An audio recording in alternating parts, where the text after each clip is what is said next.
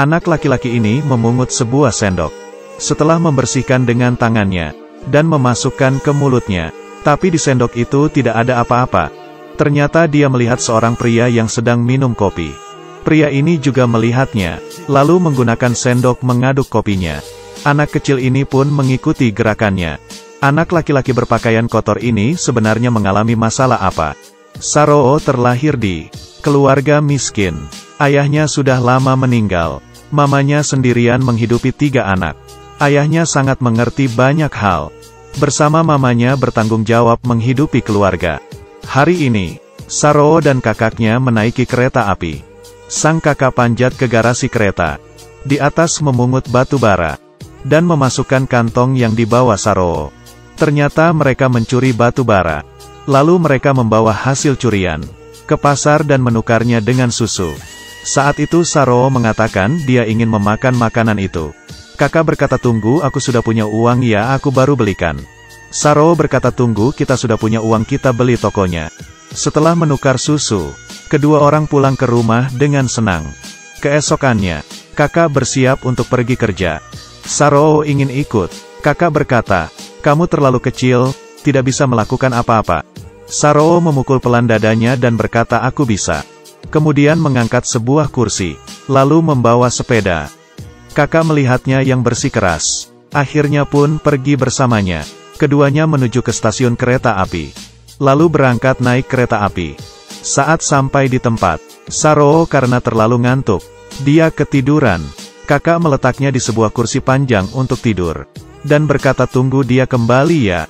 Tidak tahu sudah lewat berapa lama. Saroo akhirnya bangun. Dan melihat kakaknya tidak ada di sampingnya. Dia mencari di sekelilingnya. Tapi di stasiun itu hanya ada dia sendiri. Dalam kebingungan, dia naik kereta api. Ternyata dia ketiduran lagi. Di saat dia bangun, kereta api sudah berjalan sangat lama. Dia ketakutan, mendorong pintu dengan sepenuh tenaga. Tapi dalam kereta kosong, pintu sudah dikunci. Dia berteriak sekeras-kerasnya. Tapi suara kereta api lebih besar. Sehingga suaranya tidak terdengar. Saroo menemukan di dalam kereta ada biji apel. Itu adalah makanan dia satu-satunya. Tidak tahu sudah berlalu berapa lama. Kereta api sampai di kota yang asing. Dan berhenti. Apakah kamu pernah mengalami hal yang sama? Naik kereta api yang salah. Atau ketiduran di atas kereta api. Dan terlambat turun dari kereta api. Anak kecil ini salah naik kereta api. Setelah kereta api berhenti, dia naik ke tiang di lobi.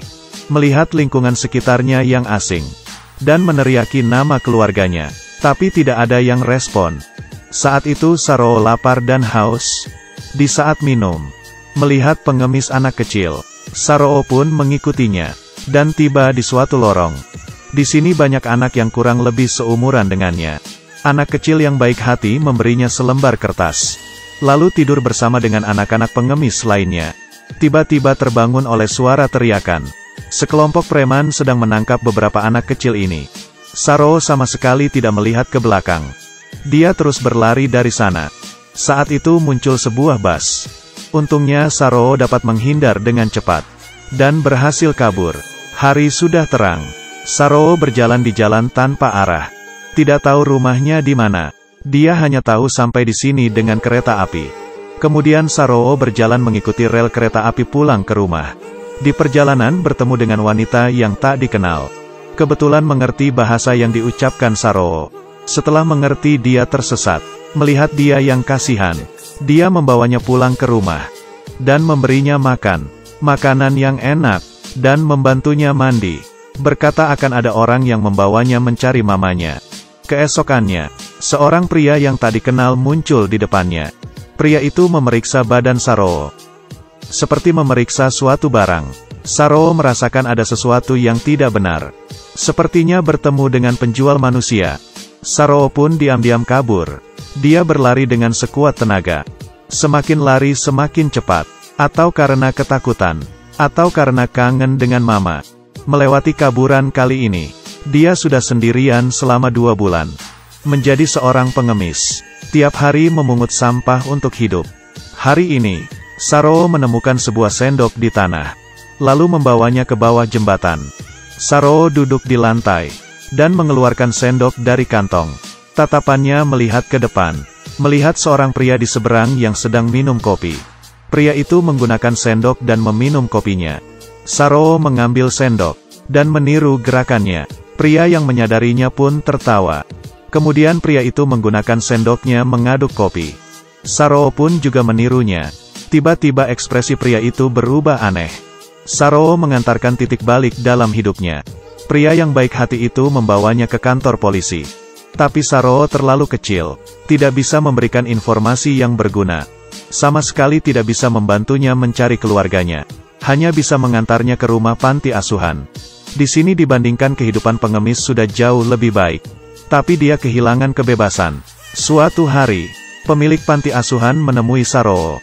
Mengatakan setelah informasinya disebarkan, tidak menerima kabar apapun, dan memperkenalkan Saroo orang yang akan mengadopsinya.